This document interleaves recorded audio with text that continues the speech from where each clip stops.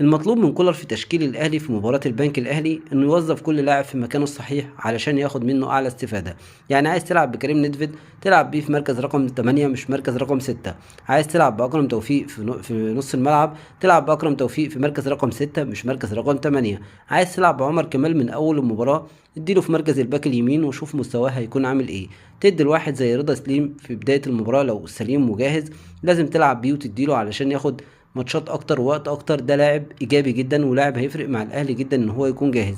بيرسي تاو محتاج ان هو يفضل في الملعب مع كهربا. ده التشكيل المناسب بالنسبه ليا.